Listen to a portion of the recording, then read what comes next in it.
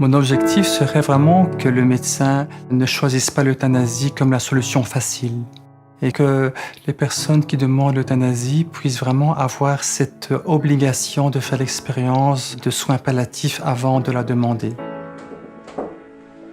La maladie d'un enfant pose cette question tellement forte de mais pourquoi ? Pourquoi lui si jeune, pourquoi pas moi ? Ça change vraiment la vie des parents, ça c'est sûr. Mijn moeder, ja, dus die gezond was fysiek gezien, omwille van een mentale problematiek, een letale spuit kreeg van een oncoloog. On est dans une société où l'autonomie est importante et on perd la chaleur de la solidarité. Tout le monde veut être indépendant, mais on a oublié que le fait d'être dépendant de l'autre, ça peut nous faire beaucoup de bien. La personne, toujours, elle peut grandir dans sa vie, même si elle est à la fin de sa vie. Et même, parfois, l'accomplissement, il est de manière extraordinairement vécu en fin de vie. If death is your only solution, and if death is invoked as often as it is in the Low Countries, then something must be wrong with the entire culture. Dus mijn moeder had een zware mentale problematiek. Of zij heeft te kampen gehad met verschillende depressies gedurende haar hele leven. Zij was jarenlang in behandeling voor haar depressies bij een psychiater. Het contact tussen mij en mijn moeder werd verbroken. Een jaar nadien kreeg ze dan uiteindelijk een dodelijk spuitje. De dag nadien werd ik gecontacteerd door het ziekenhuis om dus de praktische zaken te gaan afhandelen met betrekking tot haar zelfmoord. L'euthanasie est dépénalisée dans certaines circonstances en Belgique depuis 2002 et jusqu'en 2013, il y a eu un total de 8000 euthanasies enregistrées, déclarées à la commission.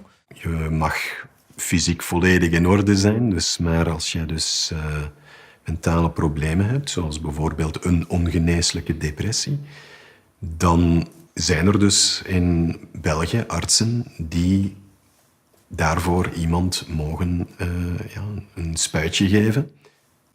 I'm a professor of healthcare ethics, and I've been part of a euthanasia review committee for 10 years. What I saw is that obviously the supply of euthanasia stirs the demand. What you see is that for an increasing amount of people, euthanasia becomes the default way to die. Je crois qu'entre 2012 et 2013, il y a eu 40% d'augmentation. Donc il y a eu un doublement en 5 ans des malades qui n'étaient pas en phase terminale.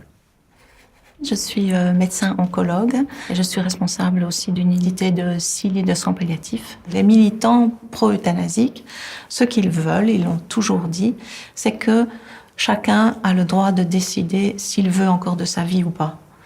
Et l'État, ce n'est que normal que si moi je ne veux plus de ma vie, l'État m'aide à m'en débarrasser.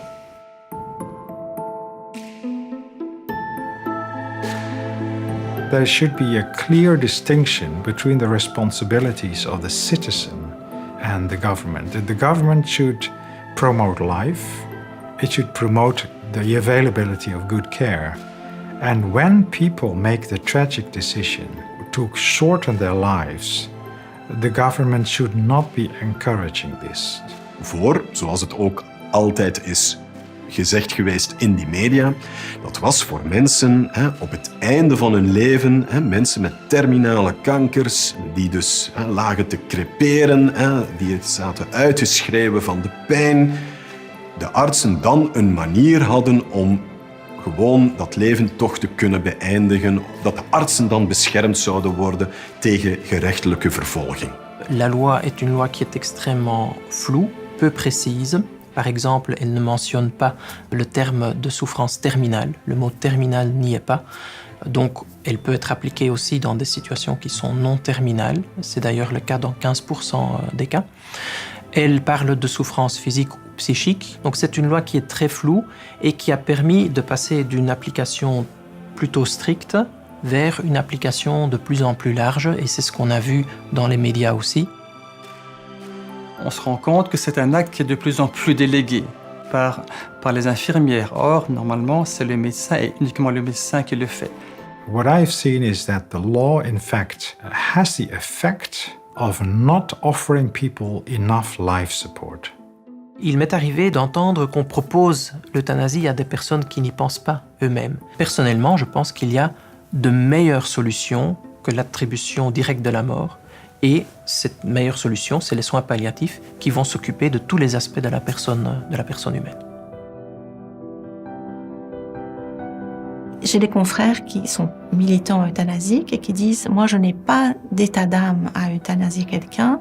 Je regarde si c'est dans les critères de la loi. » Le risque de la loi de l'euthanasie, c'est de la banaliser. C'est d'en arriver à croire que nous sommes tous capables de la demander pour tout et pour n'importe quoi. Si elle trouve que ne plus voir clair, c'est intolérable, c'est incurable parce qu'elle ne veut pas mettre de lunettes, eh bien alors on se retrouve dans une situation où oui, elle est dans les critères de la loi, elle demande de manière persévérante. Où est le problème ?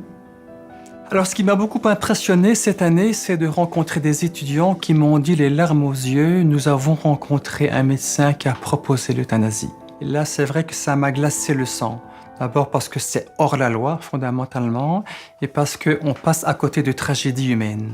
We cannot force people to live, but that does not mean that there is a duty on the side of the doctor to do euthanasia. La médecine, c'est vraiment articulé sur l'aspect curatif et l'aspect prophylactique des choses. Est-ce que l'euthanasie fait partie de cet acte curatif ou préventif ? On peut se poser la question.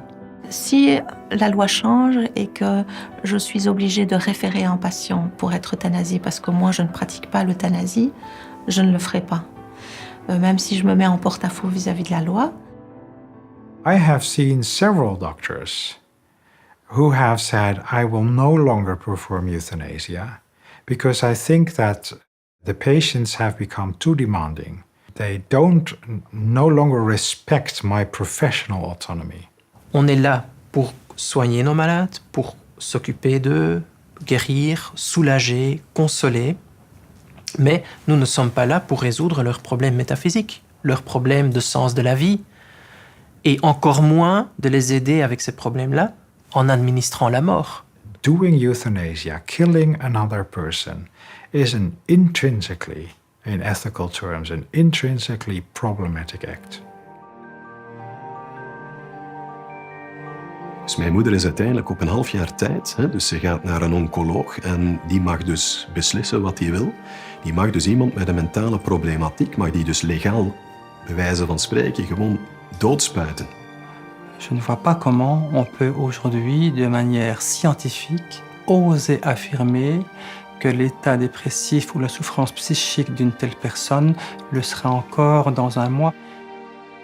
In Vlaanderen dat je dus mensen kunt doden zonder zelfs maar de familie te moeten verwittigen. I have a good friend who wanted to have euthanasia back in the 1990s, who now is very happy that there was no such possibility because she has recovered almost completely.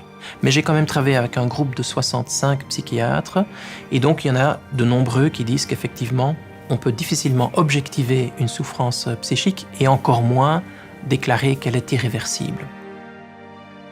Qui nous dit que dans un mois, il n'y aura pas peut-être un nouveau traitement? Qui nous dit que la personne ne va pas rebondir autrement? Qui nous dit qu'elle ne va pas faire des rencontres qui vont la faire vivre?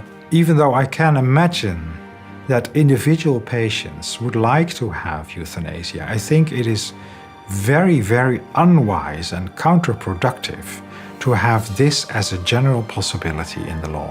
On commence à proposer la mort comme une solution médicalisée. Et ça, pour une situation non terminale et des maladies difficilement objectivables et dont on peut difficilement dire qu'elles soient irréversibles, cela pose problème. Les soins palliatifs, c'est la prise en charge active et globale de patients pour lesquels les soins curatifs n'ont plus beaucoup de prise. Ce qui m'a amenée à me spécialiser en soins palliatifs, puis soins palliatifs pédiatriques, c'est en fait des expériences de mort que j'avais eues moi-même dans mon parcours. Alors l'euthanasie, mourir dans la dignité, je m'interroge parce que est-ce que avec les soins palliatifs, on ne meurt pas dans la dignité? Est-ce que c'est ça que ça veut dire? Et la dignité, est-ce que ce n'est pas mourir et assumer son chemin jusqu'au bout? C'est une manière de réhumaniser la médecine. Donc, si on veut réhumaniser la médecine, c'est parce qu'on veut aussi réhumaniser la société, donc s'intéresser les uns aux autres, montrer que ce qui compte, c'est de s'aimer, quoi. Et donc ça, c'est quand même une idée qui est très importante aussi pour soulager beaucoup de personnes, c'est que la fin de vie, en général, se passe doucement et se passe bien. Une approche en soins palliatifs permet de prendre soin de tout le monde, de l'enfant qui va mourir, de la famille, des frères et sœurs, de tout le réseau de l'enfant. Parce qu'une fois que l'enfant n'est plus là, le réseau reste. Tous les patients qui veulent l'euthanasie devraient être obligatoirement dans cette expérience palliative. Et ils verraient, comme la plupart des patients que j'ai connus qui sont arrivés avec une demande d'euthanasie, que celle-ci disparaît dans la majeure partie des cas lorsqu'un patient est soulagé physiquement et entouré affectivement. C'est clair que plus de 80 à 90% des demandes d'euthanasie sont neutralisées lorsque ces deux conditions sont remplies. If they only knew what is possible now, I think many of them wouldn't ask for euthanasia. Ma pratique de tous les jours, c'est une pratique de médecin, donc je suis proche de mes malades et j'essaye d'obtenir le mieux pour eux dans les circonstances dans lesquelles ils se trouvent. Il y a toujours moyen de trouver du bien, il y a toujours moyen de trouver de la qualité de vie, il y a toujours moyen de trouver un but dans la vie, même si on est un peu réduit ou un peu malade. Il y a toujours moyen. Et c'est ça que j'aime proposer à mes malades. J'aime trouver le meilleur traitement sans faire de l'acharnement thérapeutique pour leur faire avancer, pour leur faire vivre dans de bonnes circonstances et en même temps m'occuper des aspects spirituels, psychologiques et familiaux, espérer qu'ils peuvent trouver un soulagement, un entourage aussi. Le message que je voudrais faire passer à les décideurs publics, c'est qu'ils organisent un véritable débat public, mais qu'il soit un vrai débat public et pas un discours déjà orienté à la base, où tous les dés sont pipés. Qu'on interroge les familles qui ont eu un enfant en soins palliatifs et qu'on fasse vraiment un débat de fond, mais qui soit juste. When countries consider to have some form of legalization of euthanasia, I would say look for yourself how the situation in the Netherlands and Belgium has developed, because they are proof that a euthanasia law never comes alone, that a euthanasia law will, in its turn, create its own dynamics. It will ask for further liberalization of a practice. Je crois qu'avec cette loi, quelque part, on a dépassé une barrière qui existait depuis des siècles. Ça a été un risque dont on voit maintenant aussi quelle peut être la pente glissante et quels problèmes ça peut provoquer. Die impact die dat teweeg brengt op je nabestaanden. Het enige wat ik kan doen is dan effectief dat verhaal brengen. En het grote probleem is dat wij in onze samenleving blijkbaar het begrip betekenis voor de anderen zijn verloren. Faisons marche arrière. Et donc, on a fait une bêtise, ça peut arriver, on se trompe dans la vie, et bien, on enlève la loi. Donc ça, c'est mon espoir. Et on favorise les soins palliatifs. Quelle que soit la pathologie que nous avons, ce n'est pas parce que nous sommes en perte d'autonomie que nous sommes en perte de dignité.